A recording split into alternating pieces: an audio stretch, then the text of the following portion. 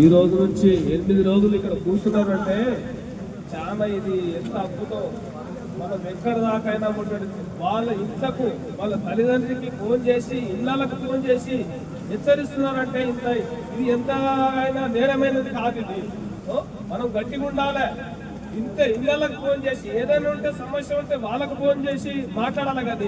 యజమాని అంత గొప్పోడా మనం తలుసుకుంటే 1000 మందిని తిప్పగలుగుతాం, 10,000 20,000 మందిని తిప్పగలుగుతాం.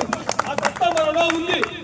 సిఐటి తరఫున నేను ఆశిస్తున్నాను. ఆ సత్తా మనలో ఉంది. ఇవాళ 8 రోజులు వంగనకుండా ఇక్కడ కూర్చున్నారంటే తిండి తిప్పలు లేకుండా వీళ్ళ దగ్గర ఎంత ఆదాయం ఉందో లేదో అది పక్కన పెట్టు.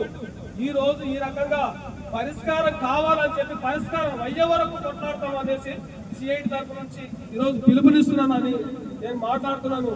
ఈరోజు యజమానం రావాలి, కిందికి దిగి రావాలి. ఈ రోజు కిందికి దిగి రావాలి. వర్షంలో నానుకుంటా ఉంటే కూడా మొన్న ఓ రోజు వచ్చి కూడా పోలీసు వాళ్ళు చూసి కూడా వర్షంలో వాళ్ళకి భయపడ్డామా? మనం భయపడ్డామా? చెప్పండి, భయపడ్డామా? వాళ్ళకు భయపడాల్సిన అవసరం కూడా మనకు లేదు. భయపడ్డామా? ఎవరికే గాని, ఏ పోలీసు కానీ ఏ కలెక్టర్ కానీ ఎవరు కూడా వచ్చినా మనం ఎదిరించే హక్కు మనకు లేదు. మన హక్కులు సాధించుకున్నాం, ఎప్పుడో సాధించుకున్నాం. ఆ హక్కుల గురించి మనం పోరాడుతున్నాం. మనం ఏం అడిగినాము? వాళ్ళ ఆస్తులు అడగలేదు, వాళ్ళ అంతస్తులు అడగలేదు. వాళ్ళు ఏం అడిగాము? వాళ్ళ ఆస్తులు అడిగామా? మనకు జీతం పెంచమని అన్నావు. మీరు జీతం పెంచకుండా ఈ రోజు మీరు ఉన్నతమైన చదువు చదివి మీ పిల్లలను ఉన్నతమైన స్థాయిలో వేస్తున్నారే. మాకు ఎంత అడిగినాం? జీతం ఎంత అడిగినాం? ఈ రోజు ఎంత అడిగినాం? మాకు కూలి చేస్తున్నాం కాబట్టి ఆ కూలి దూరంగా మా జీతం పెంచమన్నాం. అదే గాని ఎవరు వచ్చినా కూడా భయపడే హక్కు లేదు.